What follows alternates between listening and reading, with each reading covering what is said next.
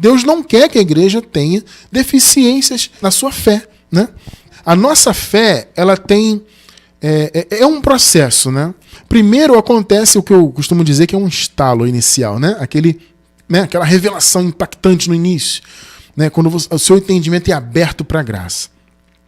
Então esse é o primeiro momento da fé.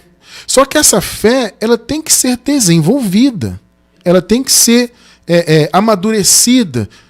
Por isso que eu digo que eu sempre digo isso, né? Quando as pessoas entram em contato com a gente, irmão, estou conhecendo a graça, estou muito feliz, mas ainda estou cheio de dúvidas. Amado, isso é perfeitamente normal. Porque é assim, você tem aquele impacto da revelação, de repente você lê um livro, você assiste a 1 ou 2 estudos, né? E você tem aquele despertamento, é maravilhoso. Mas há muitas dúvidas, né? Então, a sua fé tem aquele início, mas você vai seguir amadurecendo esta fé. A fé, primeiro, ela veio de dentro para fora, né? É como diz o Evangelho, a fé vem. E o vem, a palavra vem, no grego, ela aponta para algo que vem de dentro para fora, né? Ou seja, a fé é um dom que já está no Filho de Deus. Todo filho de Deus, ele já nasce com o dom da fé. Tá? E quando ele ouve o Evangelho, e quando Deus quer abrir o entendimento dessa pessoa... Porque é Deus que abre, né? Deus abre então o coração do filho dele e a fé vem, ela se manifesta na mente do filho de Deus. Então tem aquele primeiro impacto, mas tem que haver um amadurecimento. E é o que Paulo fala aqui. Filipenses capítulo 2, verso 12. Olha só que interessante. Assim, meus amados, como sempre obedecestes, não só na minha presença, porém, muito mais agora na minha ausência. Que maravilha, né? Aí ele disse... Assim como vocês fazem isso, assim como vocês são obedientes, desenvolvei a vossa salvação. Olha aí, amado. Com temor e tremor. É desenvolver a salvação. O que é isso? Algumas pessoas interpretam essa passagem de maneira bastante equivocada, né, obviamente, dizendo que desenvolver a salvação é você lutar para ser salvo. Ó, irmão, você desenvolva a sua salvação. Sabe, tem que jejuar, tem que ser fiel dizimista, tem que subir ao monte, tem que cumprir os mandamentos, tem que tomar santa ceia para você ser salvo, desenvolver a salvação. Não é isso que Paulo está falando. O Paulo está falando de algo que o povo já tinha ali, e nós já temos. A salvação no entendimento. Tá? Lembrando que a salvação que vem na mente não é salvação eterna. Tá? Quando você ouve o Evangelho, você crê com o coração e você confessa Jesus, é quando a salvação alcança o aspecto do conhecimento da sua alma.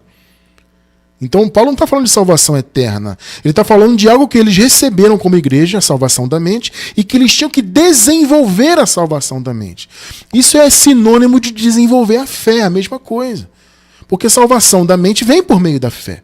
Então, desenvolver a salvação é desenvolver a fé. É você amadurecer, é você crescer, é você evoluir na sua fé. É o chamado para a igreja.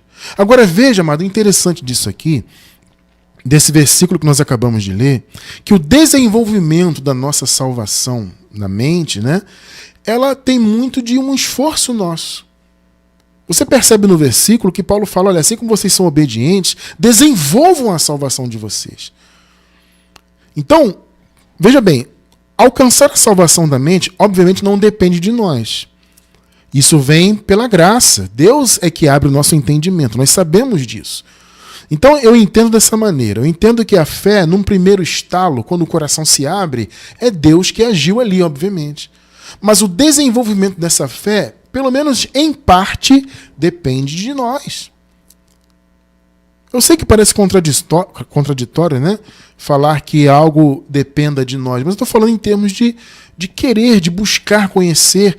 O Paulo falou isso aqui, você vê claramente o que Paulo está falando, você vê claramente que é um chamado à igreja. Igreja, desenvolvam a salvação de vocês. Então vocês receberam a salvação da mente, o Senhor Deus abriu o entendimento de vocês para o Evangelho, então desenvolvam essa salvação. Efetuem, né, algumas versões bíblicas aparecem efetuem a salvação. Isso tem um sentido tanto de você colocar a fé em prática no seu dia a dia, como você buscar conhecer mais de Deus. Né? Como diz a palavra, conheçamos e prossigamos em conhecer o Senhor. Sabe? Então existe sim uma responsabilidade do Filho de Deus em querer buscar conhecimento. Não é buscar salvação, não é buscar posição espiritual, é buscar conhecimento. Por exemplo, você que está ao vivo agora com a gente aí, ou você que está pela gravação, você separou um tempo da sua vida, nosso tempo é algo precioso, e você separou um tempo da sua vida para se dedicar a conhecer, a estudar a palavra. Você está fazendo exatamente o que Paulo recomendou aqui aos Filipenses. Você está buscando desenvolver a sua salvação.